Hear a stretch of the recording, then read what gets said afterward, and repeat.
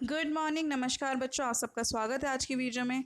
बच्चों, आज हम डिस्कस करेंगे वर्कशीट नंबर 7 क्लास 6 की। सब्जेक्ट है इसका सोशल साइंस। जैसा कि आप सब जानते हैं कि अब आपकी एक हफ्ते में 2 वर्कशीट्स आएंगी आपके ही सब्जेक्ट की। 2 वर्कशीट का मतलब है 2 सब्जेक्ट की, एक ही सब्जेक्ट की 2 वर्कशीट्स आएंगी। तो आप सोशल साइंस की वर्कशीट एक बार देख चुके हैं, तो ये दूसरी वर्कशीट है। तो बच्चों, जैसा कि हमने लास्ट टाइम पढ़ा था कि लड़के और लड़कियों के बीच में कैसे अंतर होता है उसके बारे में, तो आज उसी के बारे में आगे बढ़ते हैं। रूढ़िबद्ध धारणा। आपको कुछ वाक्य दिए गए हैं और बच्चों ये वीडियो हम हिंदी इंग्लिश दोनों में ही डिस्कस करने वाले हैं।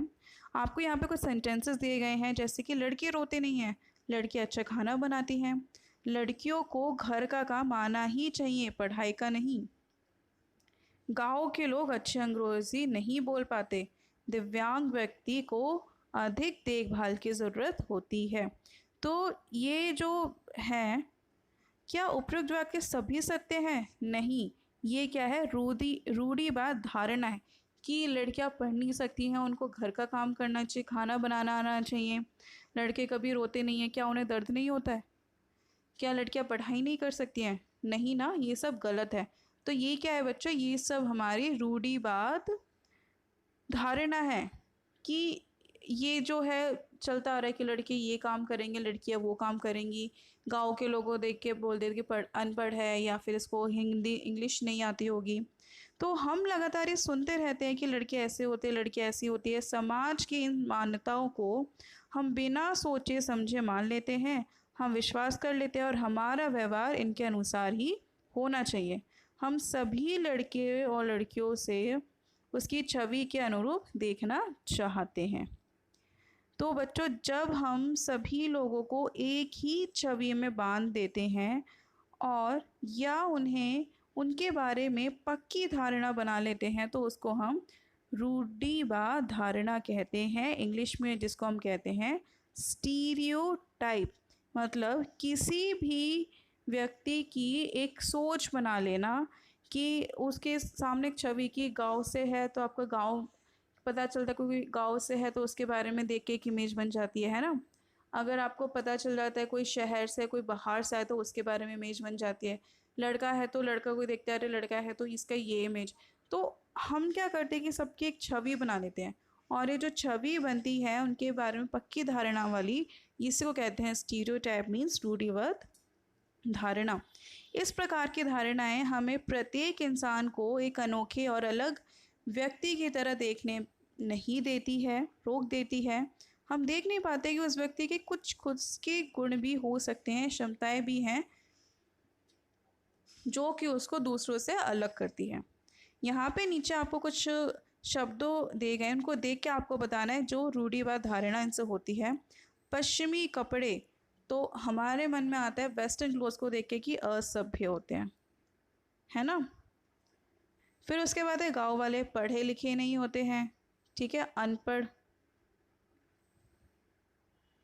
उसके बाद है विदेशी, जो फॉरेनर्स होते हैं, विदेशी के हम क्या कह सकते हैं, पढ़े लिखे हैं, एजुकेटेड है, लेकिन हम उनको अजीब से ही ट्रीट करते रहे, ये विदेशी है, ये हमारे देश का नहीं है ना।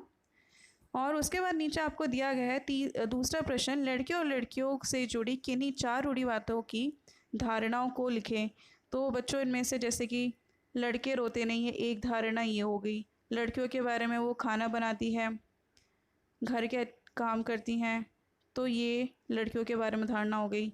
और इसके अलावा भी बहुत सारी ऐसी हैं, जैसे कि जो लड़के हैं उनको दर्द नहीं होता, उनको बस बाहर का काम करना चाहिए, वो खाना नहीं बना सकते हैं, ठीक है। और इसके विपरीत लड़कियों के लिए कि वो घर जल्दी आ जाएं, वो छोटे कपड़े नहीं पहनती, उन्हें ऐसे कपड़े पहनना चाहिए, घूंघट के अंदर रहना चाहिए।